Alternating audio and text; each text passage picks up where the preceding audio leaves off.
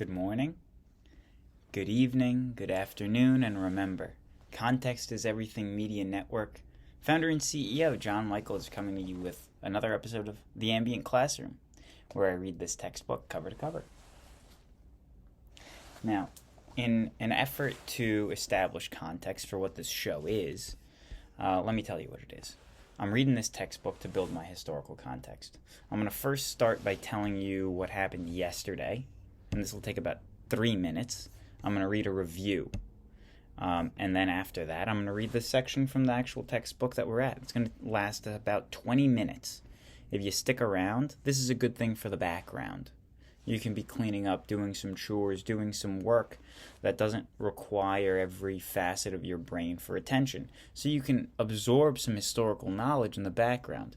The ambient classroom is meant to be an ambient background or focus task while you're doing your day-to-day activities. So I hope that I can retain your attention here for a little bit, and I hope you enjoy. Yesterday, I'm going to do the review from then. Chapter 16, Section 2 was Spanish and Portuguese colonized the Americas. And that was episode 85 of this series. Let me do a quick review for you, and then we'll get into the subject for today. So, Spanish and Portuguese colonized America. In the 1500s, Spain established a vast empire divided into 5 provinces, with New Spain, which is Mexico, and Peru being the most important.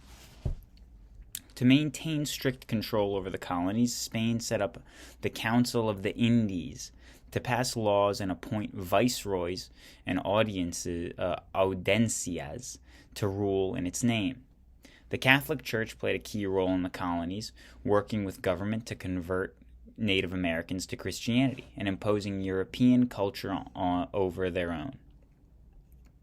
Spain closely controlled its economic activities, especially trade, allowing colonists to export raw materials only to Spain and forbidding trade with other European nations, or even other Spanish colonies. The most valuable resources shipped from Spanish America to Spain were silver, gold, and sugar. The encomienda system allowed for conquistadors to demand labor or tribute from Native Americans, causing catastrophic declines in their population. In essence, slavery. This was a law in Spain that allowed for enslavement of Native Americans, in essence. Bartolomé de las Casas condemned the system, the encomienda, and pushed for new laws of the Indies in 1542, which forbade enslavement of Native Americans, but many were forced into becoming peons, creating debt that they could never pay off. So it didn't really work out. During the colonization of the Americas, Bartolomé de las Casas urged colonists to import workers from Africa to fill labor shortages, citing their immunity to tropical diseases and skills in farming, mining, and metalwork. However, he later regretted this advice as it contributed to the brutal African slave trade, which saw millions of Africans forcibly brought to the Americas as slaves. Many were made to work in the fields, mines, or as servants for the wealthy landowners, though some managed to become peddlers, artisans, and mechanics. As a result of this practice, Africans and their descendants greatly outnumbered European settlers in the West Indies and parts of South America.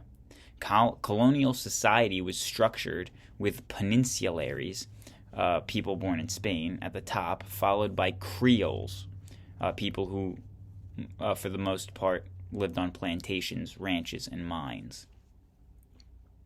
Other social groups included mestizos and mulattos, while Native Americans and other African descendants were at the lowest class of society.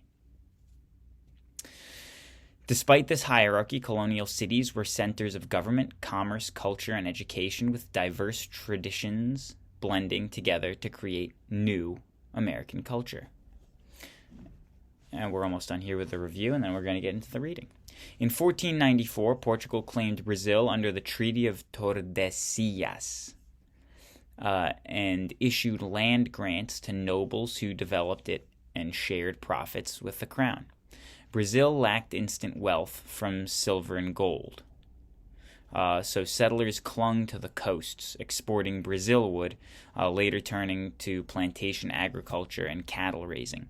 Portuguese culture prevailed among the colonial rulers, but the majority of people were Native Americans and Africans who developed their culture. European nations included England, Dutch, and French challenged Spain's power in various ways, including exporting to North America and engaging in illegal trade and piracy. Piracy. There's like a famous guy who was a pirate. I forget his name, but I could have put that in the notes, couldn't I? Thank you for listening to that. Here's this. Chapter 16, Section 3. Struggle for North America. Setting the scene. In the 1600s, other European powers moved into the Americas and began building settlements. France and the Netherlands, England and Sweden joined Spain in claiming parts of North America. At first, the Europeans were disappointed.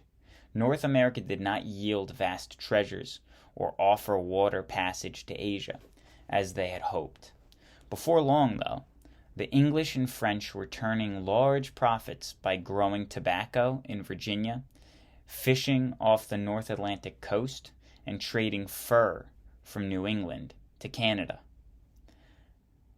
Canada? By 1700, France and England controlled large parts of North America.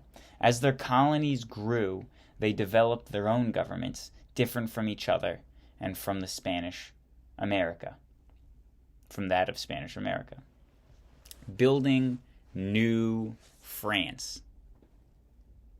By early 1500s, French fishing ships were crossing the Atlantic each year to harvest rich catches of cod off Newfoundland, Canada. Distracted by wars at home, however, French rulers at first paid little attention to Canada. New France, as they called it. Okay. Canada was called New France to the French. Not until 1608 did Samuel de Champlain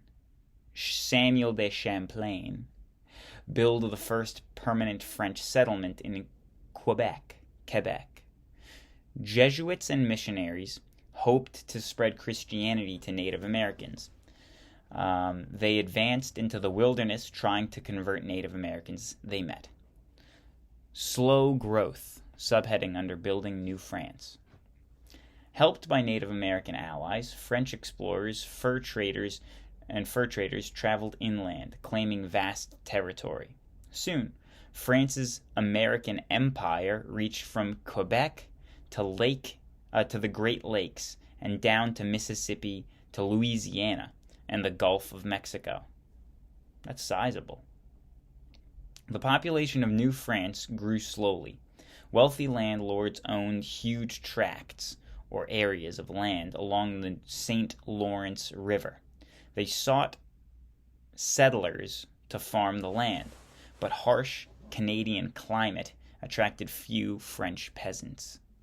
Many who went to New France soon abandoned farming in favor of fur trapping and trading. They faced a hard life in the wilderness, but the soaring European demand for fur ensured good prices. Fishing, too, supported settlers who lived in coastal villages and exported cod and other fish to Europe. Government policy. Subheading under Building New France. In the late 1600s, the French King Louis XIV set out to strengthen royal power and boost revenues or increase income from taxes from his overseas empire. He appointed officials to oversee justice and economic activities in New France. He also sent more settlers and soldiers to North America.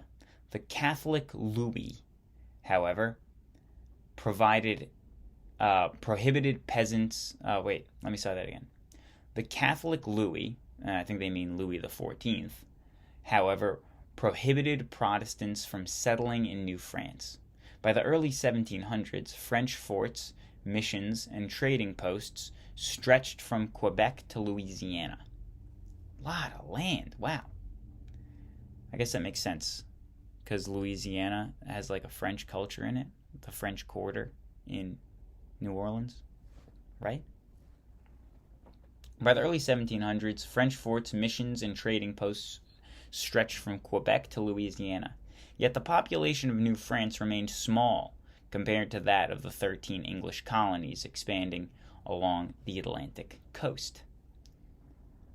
Speaking of the 13 English colonies, here's a heading: the 13 English colonies. The English built their first permanent colony at Jamestown, Virginia, in 1607. In its early years, it was filled with disaster. Many settlers died of starvation and disease. The rest survived with the help of friendly Native Americans. The colony finally made headway when settlers started to grow and export tobacco, a crop they learned about from the Indians. In 1620, other English settlers and Pilgrims landed at Plymouth, Massachusetts.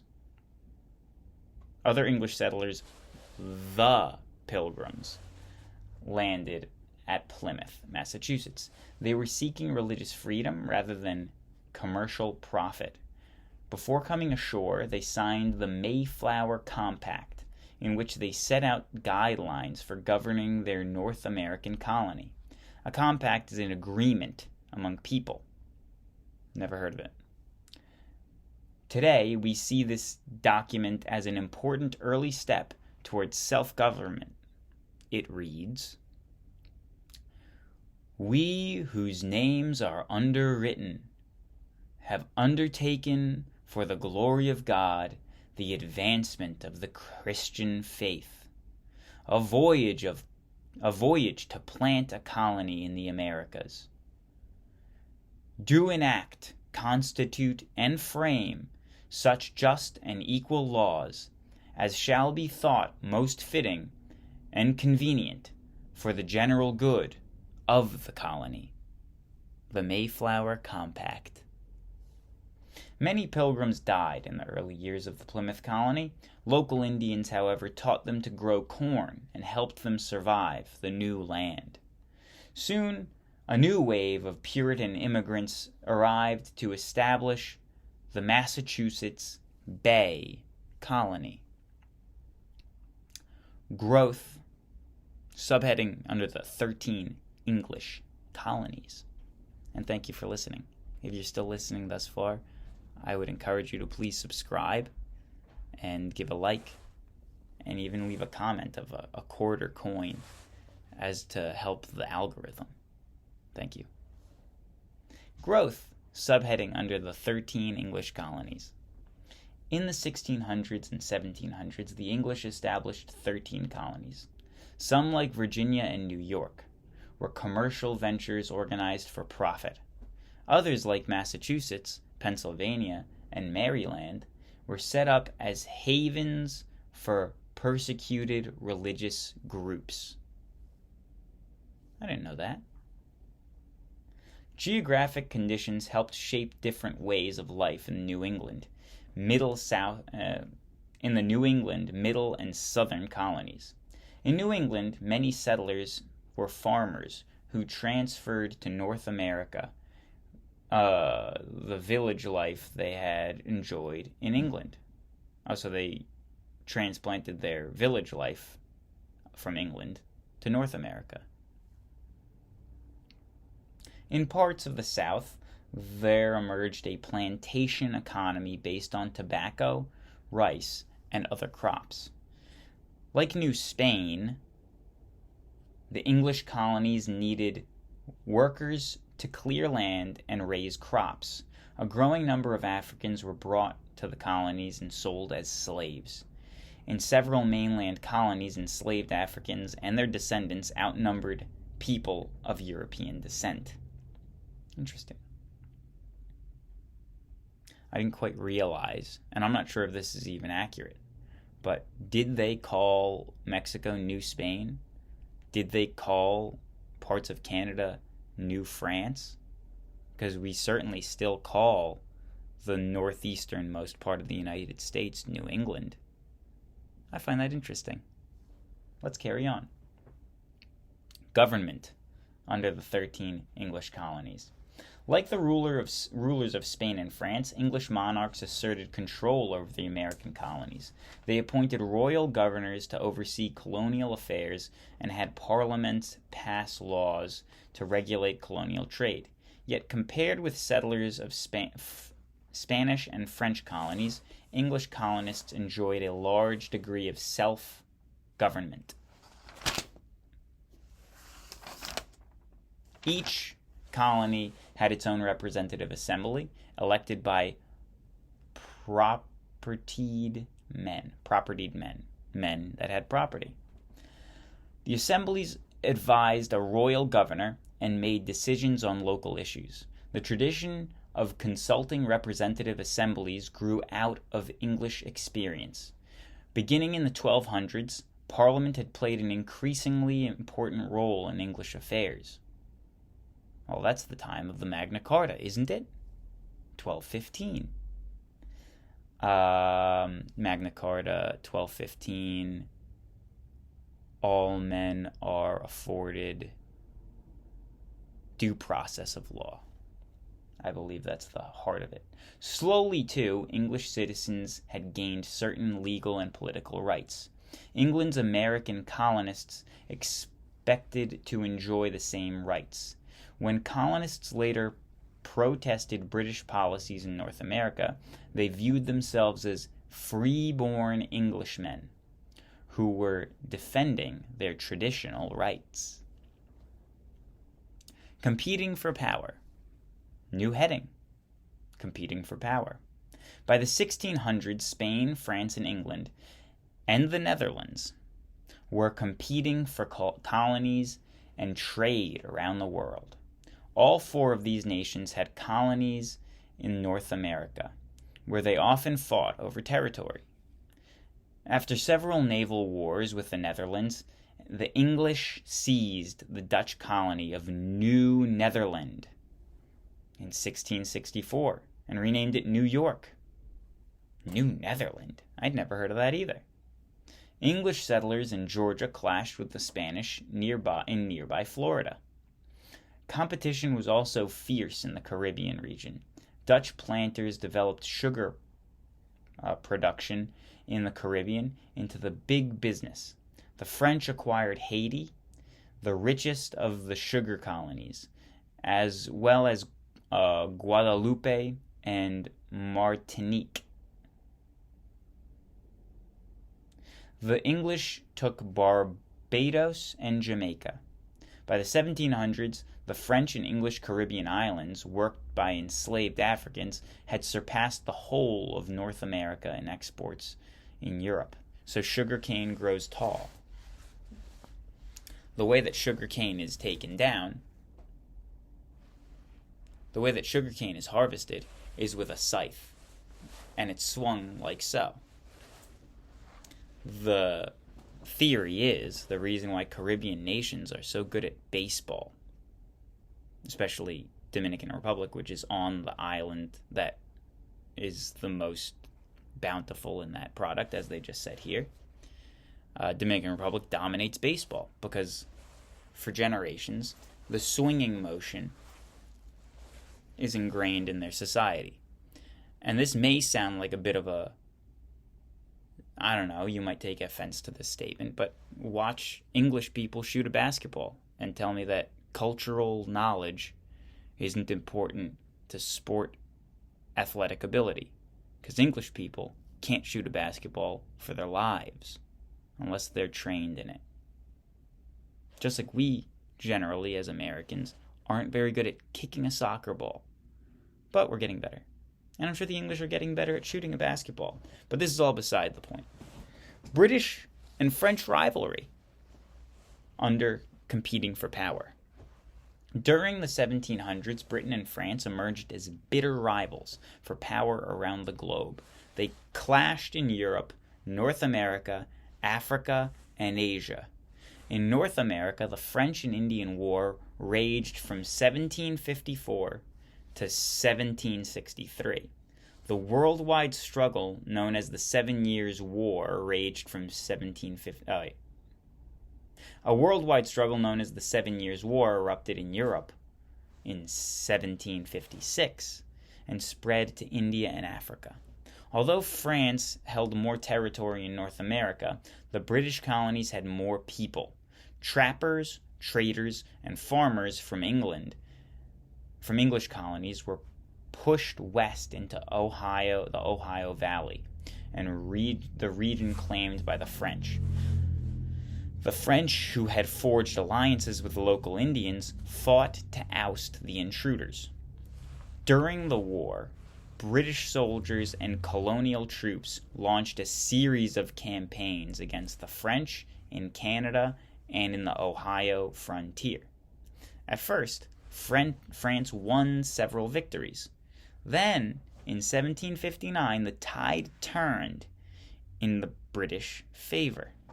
From ships anchored at the St. Lawrence River, British troops launched an attack on Quebec, the capital of New France. The British scaled steep cliffs along the river and captured the city. Though the war dragged on until 1763, the British had won control of Canada. The Peace Treaty under competing for power. The Peace Treaty. In 1763, the Treaty of Paris officially ended the worldwide war. The treaty ensured British dominance in North America. France ceded Canada and its lands east of the Mississippi River to Britain. As you have read, the British also forced the French out of India. France, however, regained a rich sugar-producing island in the Caribbean and the slave trading outpost in Africa that the British had seized during the war. Impact on the Native Americans. New heading. As in Spanish America, the arrival of European settlers in North America had a profound impact on Native Americans. Some Native Americans traded or formed alliances with newcomers.